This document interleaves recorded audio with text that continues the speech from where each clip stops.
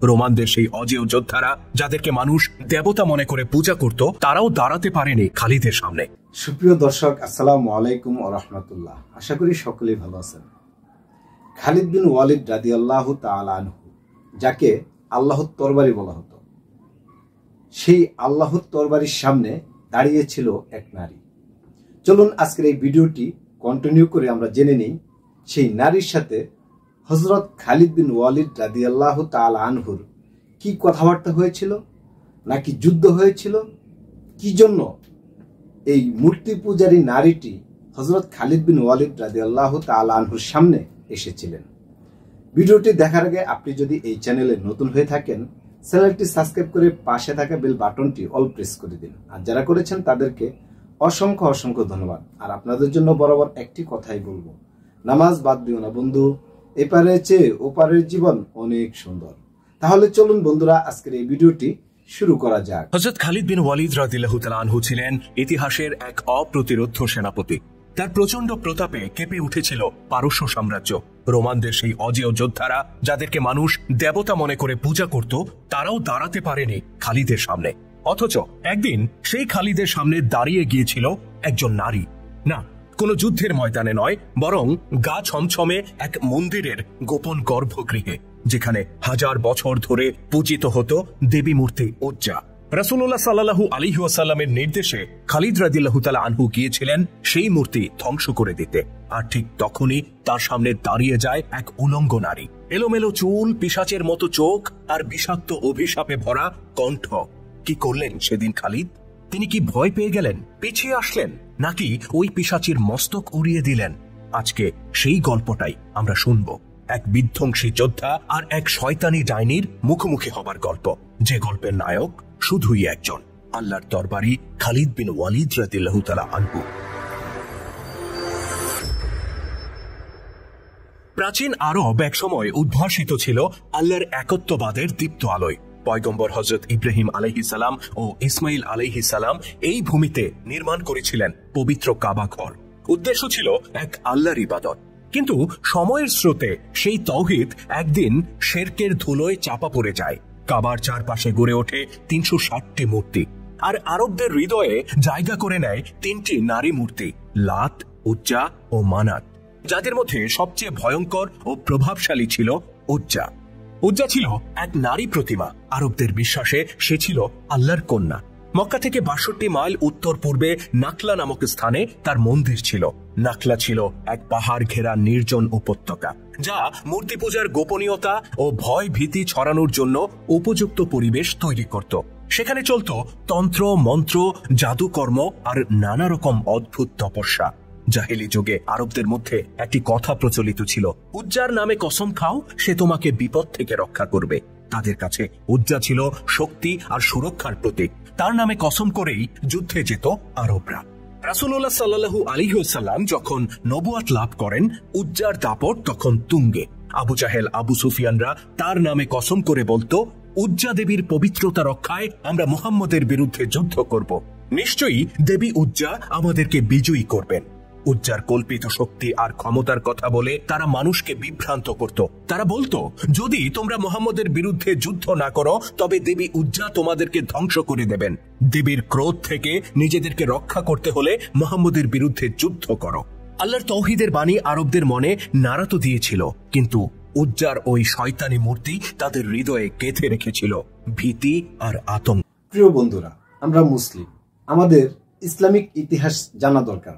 আমাদের প্রিয় নবী হযরত মুহাম্মদ সাল্লাল্লাহু আলাইহি সাল্লামের অন্যতম সাহাবী ছিলেন হযরত খালিদ বিন ওয়ালিদ রাদিয়াল্লাহু তাআলা আনহু, যার তরবারির সামনে খ্রিস্টান, ইহুদি, নাসারা এবং কাফেররা কখনোই দাঁড়াতে পারত না।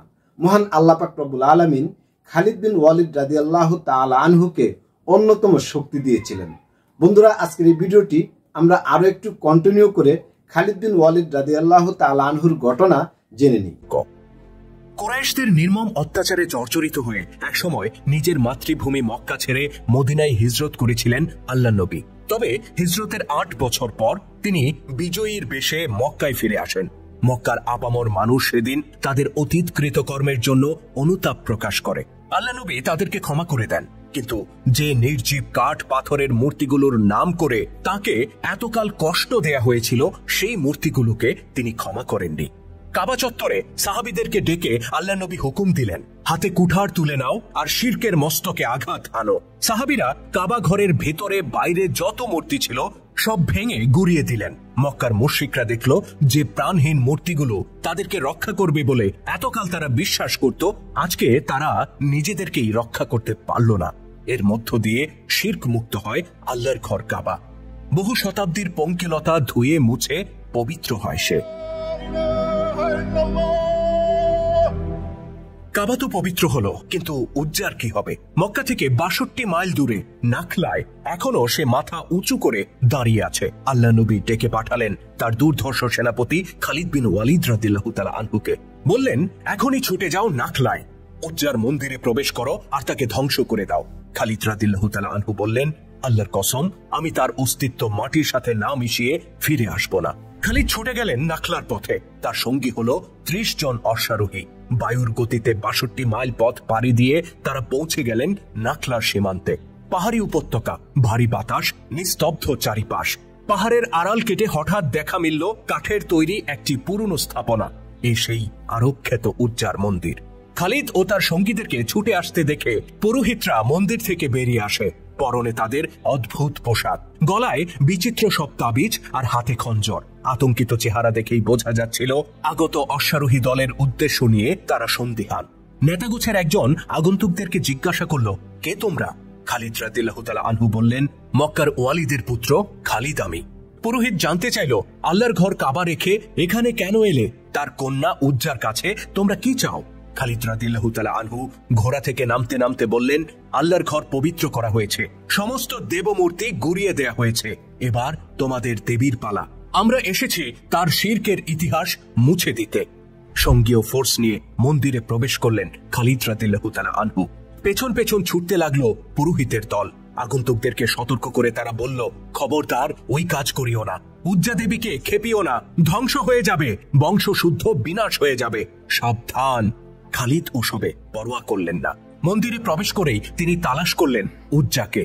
২-৩টি কক্ষ পেরিয়ে একটি বিশেষ কক্ষে তারা প্রবেশ করলেন। এটা ছিল মন্দিরের গর্ভগৃহ, অর্ধচন্দ্রাকৃতির গুহার মতো একটি কক্ষ। ভেতরের বাতাস বেশ ভারী, ধূপ আর পোড়া কাঠের গন্ধে নিঃশ্বাস নিতে কষ্ট হচ্ছিল। আলো বলতে কেবল ছাদের ফাঁক দিয়ে আসা এক ফালি রোদ আর মোমবাতির কম্পিত শিখা। চারিদিকের দেয়ালে কোনো প্রাচীন হরফে জাদুকরী লিপি খোদাই করা। কিছু জায়গায় লাল রঙে আঁকা ছিল রক্তের দাগের মতো রহস্যময় প্রতীক। আর কক্ষের একেবারে শেষ মাথায় ২ পাথরের স্তম্ভের মাঝখানে বসানো ছিল একটি নারী মূর্তি, যার উচ্চতা প্রায় ৬ ফুট। ঢিলে ঢালা কাপড়ে অর্ধনগ্ন শরীর, বুকের উপর খোদাই করা তাবিজের মতো কিছু কারুকাজ। দীর্ঘ।